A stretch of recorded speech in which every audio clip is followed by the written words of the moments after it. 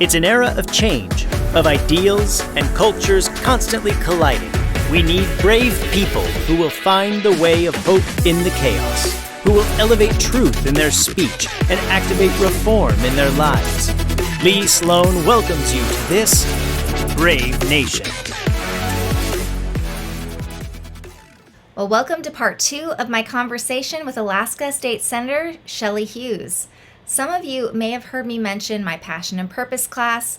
I've been teaching this in all kinds of different formats over the last several years, and last fall I took a group through part 1 of Passion and Purpose over Zoom, and now it's available for you to complete with worksheets so that you can go at your own pace. Now, if you're a Christian and you know what the Bible says about how we're all supposed to live, but you're not quite sure on God's will for your life and why you specifically were put on this earth and how you specifically can release the kingdom of God here, this class is absolutely for you.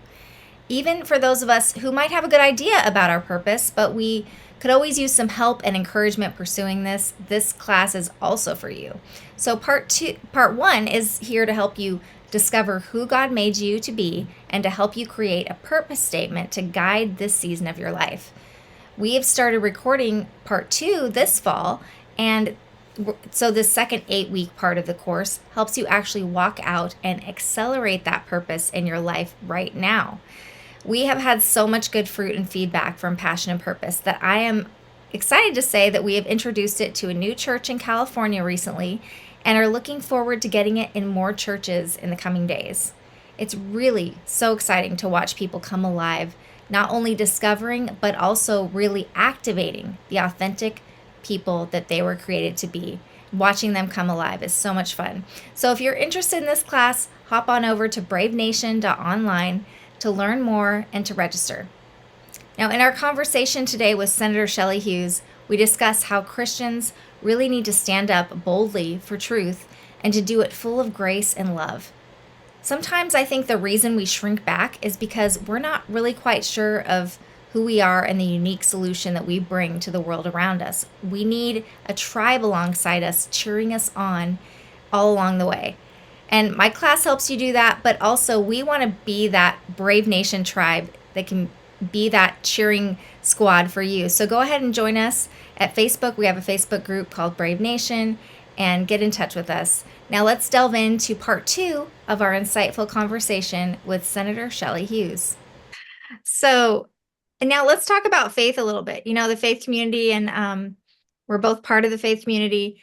And I think, you know, in decades past, you know, it's always been kind of like, we're so concerned with separation of church and state. We're so concerned with, you know, our 501c3s and jeopardizing that whole thing. Can you speak to that? I mean, I actually coined a term in my book called religious isolationism, where we kind of try to separate things because we're fearful, or because we think we have to here in America. I think there's some confusion about that. Can you clear that up for us? Yes, and actually, you know, your question about the nation and the direction we're going, when you're talking about how pivotal it is, I think one of the reasons we're running into the problems we are is because the faith community and those people, whether they actively practice their faith, but fundamentally they've held on to values that were instilled in them when they were young, as far as Judeo-Christian values. And as things have gotten murkier as far as truth and relativism and humanism has become the religion really in so many ways, and we have hesitated as people of faith or people of morals who believe in absolutes and truth, we've failed to step up and engage to the degree that we should be. And that's why things have gone awry. And the church is a big part of that. And, you know, people of high morality and faith, I think they have the ability this election cycle to step up and say, whoa, your things are going too far. When I think about some of the woke social agenda, I mean, we're just astounded how far where things are right now compared to, let's say, 20 years ago.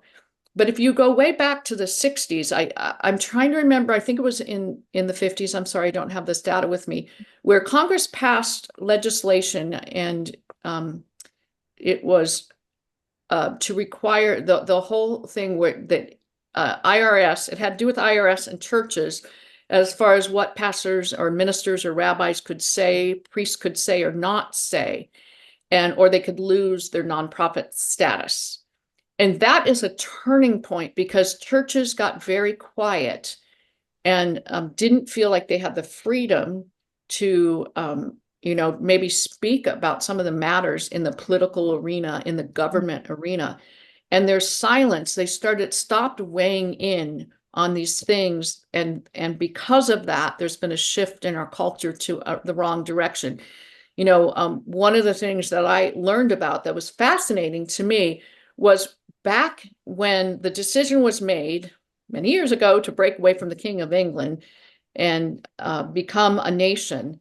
When the Declaration of Independence was written, it was dispatched to couriers that went up and down the 13 colonies, and I'm sure by horseback, right? And they were instructed, and they were given copies of the Declaration, and they were instructed to not give it to the mayor, not give it to the town crier, but to give it to the faith leaders, the priests, the rabbis, the ministers in each town, in each village, with the request that those faith leaders would read the Declaration to their congregations after their next service or gathering.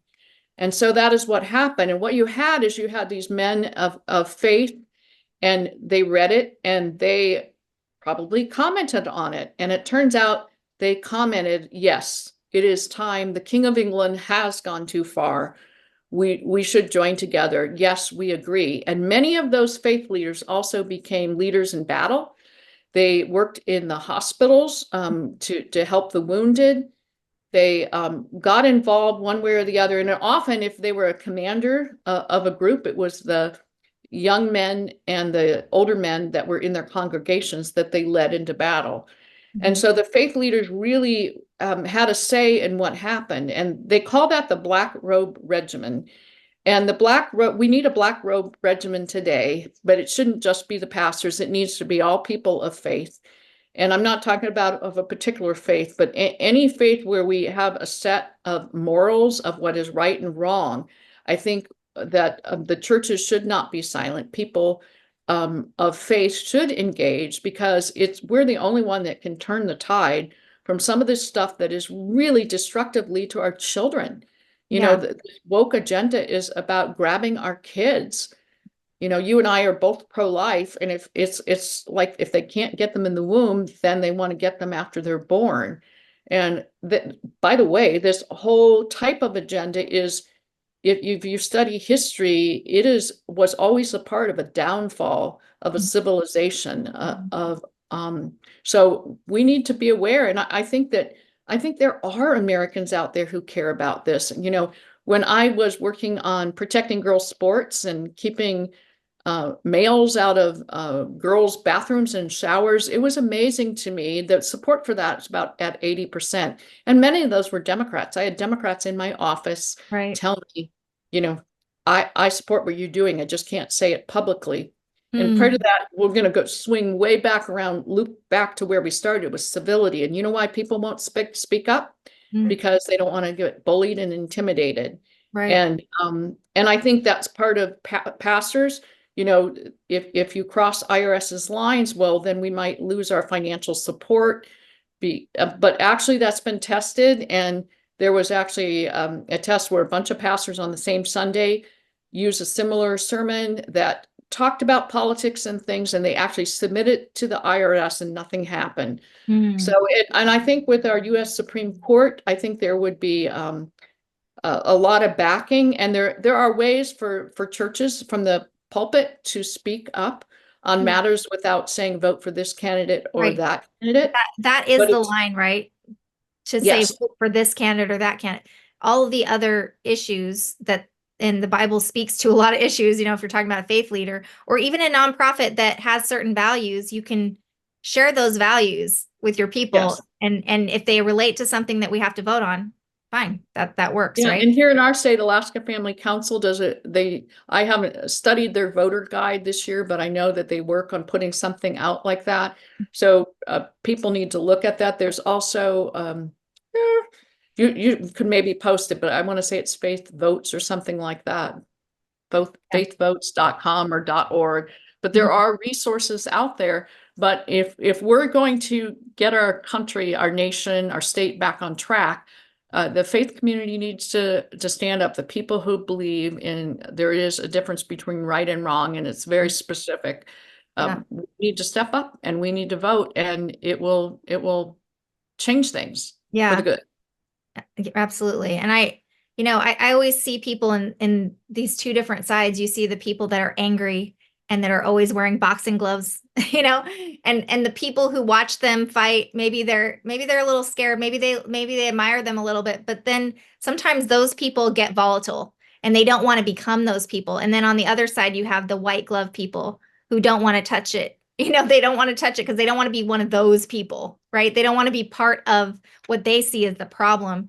And so then they don't use their voice and they just hold back. And I think that's just as problematic.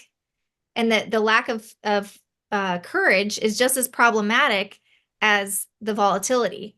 You know what I'm saying? So if we can just bring forth our voices and use the freedom of speech that we have in a way that is loving and all those things, maybe we can make a dent in this and all this. So you're brave nation. It's all about brave. And this is about bravery because Mhm. the bullying tactic that goes way back. Well, I'm sure you could probably find it, Mhm. before this, but Saul Alinsky, Rules for Radical. It was a book on how the left could kind of beat up the right and take control and power. And part of it was the whole bullying kind of thing. And you just don't stop and you can just Intimidation. keep Mhm. hammering them. And that bullying is for political things. We saw that during COVID. Anybody who questioned anything, they were shut down, that kind of thing. So we need boldness, we Yes. need courage.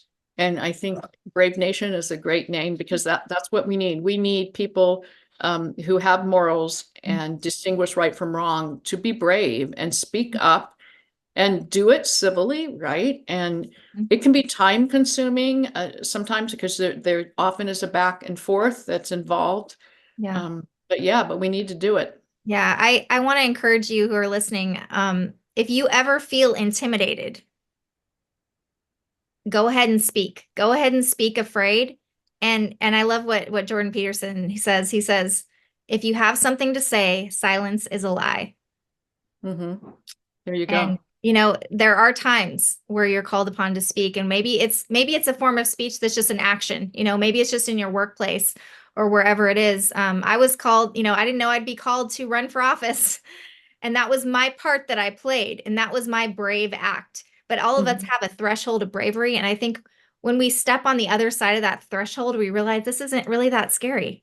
And actually, there are other people around me who were hoping that I would do that first because courage is contagious. And then when you see other people doing that, I'm actually encouraged by a lot of the people I see speaking out, even some people in like the arts and entertainment realm, like Hollywood. Like people are starting to speak out, and I'm realizing my views are not. A lot of other people hold the same views that I have. They were just kind of under wraps and they were a little bit scared to come out. But then when it happened, we see a lot more freedom of discourse. So, Yeah, really, bravery is not the absence of fear. hmm Bravery is moving forward, even though the fear is still there. yeah, And I think, that when we do it, there's power and strength that comes up and helps us through it. yes, It reminds me, I remember when I was a kid in school, there'd be something complicated, some complicated science lesson or a math lesson, and realizing I wasn't getting all of it. And it's like, should I raise my hand? Should I not raise my hand? Am I going to be the only dumb one that didn't catch it? yeah, And I would raise my hand and ask the question, and they break it down and explain it. And I kept asking till I understood it. And after class, I would have 10 people come up to me. Thank you so much. I was so lost and it was Mhm. too embarrassing to raise my hand. Thank you. Thank you. And I think, like what you're saying, when we're brave and we step up and say these things, there are many people who have been silent on these matters who are realizing they're not the only ones thinking this way. So we can our bravery, like you said, is contagious and it can encourage others to be brave. So, yeah. Yes. And you're still that person doing that raising of your hand to this day, right? You're still asking the questions that all of us are asking and then interpreting the answers for us. Yeah. So, yeah, Yep. Yep. really appreciate that. Yeah. So, yeah, anything else you want to talk about? No, this has been amazing. I think you've given us a lot of food for thought and please vote, especially if you're a person of faith. This is this is our stewardship of our community. And we can't pretend that we're not part of a society, we're not part of a community. This is something that in our country in particular, in our state, in our country, God has given us this to steward. So think of it like that, just like you would steward, your body, your family, all the things that God has given you, your money, steward your vote and do your research. Don't just go into there blind. Ask questions of your representatives, all the people that you're voting for, and make sure that you have put the work in, and then trust God with the results. And we do. I know it can look dark, but we always put our hope in God. We don't put our hope in politics. We don't worship politics. We don't worship any human being that we're voting for. But we do have to use that voice, and I hope we do this season. So There's one other thing I want to touch on that might be a little more particular to Alaska, but I think it might apply to some other states. We often figure out who we're going to vote for based on what the letter is after their name, understanding what the different positions and platforms are for each of those. But in our state, there's another question that voters need to ask their particular in their district. Just because someone has a letter after their name, you cannot assume how they will organize once they go in our capital would be in Juneau, because we have crossover, and that is what has happened. So I would ask voters to make sure when you decide who you're going to vote for, ask them the question, because what we had happen the last 2 years is we had some Republicans leave behind some other Republicans and go over, even though were fewer Democrats were elected, those Republicans basically empowered and gave the control to the Democrats. And I don't really think that, when our state elects a majority of one party, they expect that majority to control the chamber. And that doesn't always happen in our state. So I think that's an important question to ask. At the same time, and because I don't know how the election's going to turn out, I look forward to, no matter how it falls, if I'm in a minority or majority, to really aiming to work outside my box, reaching over and finding those points of consensus. And that was a real exercise for me, going from being majority leader into a minority, just trying to figure out my role and how does this work. And I feel like I had great success. Sometimes I did work with people in the other body to try to get things through, but really partnering and working on things like I've worked a lot on increasing food security and growing our agriculture industry. That's a very bipartisan thing. right. And you work on some items like that where you can make headway. And it brings me great joy when I can be successful working with people that have different ideas than I do. And again, it goes back to not forsaking my values, but making headway with these people. It's a wonderful thing. And, I will say also, I think the media, Lee, is much to blame for the division and some of the bullying and everything. And what we see is because in our state capital, probably, I'm guessing 90% of what we do is very bipartisan. It's not controversial. And we come together on one page. It's only those hot button items, and that's what the news reports on, and that's what the division is about. So I wish people had a better window into what really happens. And I think the media plays up Right. the division because they get clicks, or people turn in and tune in and turn on and tune in. But the reality is we do work on a lot of things without there being that kind of strife and division. And, So and anyway, yeah, us as because they think it's consumers, all a big battle, that we're just, right? we're in the boxing ring the entire Yeah, time. yeah. We're in the Capitol. We are not. Yeah, you're wearing your gardening gloves more often than not. So yeah, Yeah. and I think, we're the consumers of media. So what we click on, what we lap up are the things that they're going to serve us. And it is human nature to click on clickbait that is salacious. But Yes. we have to think about, what else? What can we demand more of our media? Can we demand more of our legislators and all the whole gamut, right? Yeah. Absolutely. And when you really get down to it, and we talked earlier about when you have people coming from different approaches and different views, and you have to shift down and find out what you can actually agree on and what is true. One of the things that you find is, people of all persuasions, typically they do care about people, Mhm. and they want what's best in this case, in my role in our state or in our communities. And so sometimes you peel it all the way back to there, and then you work from that point.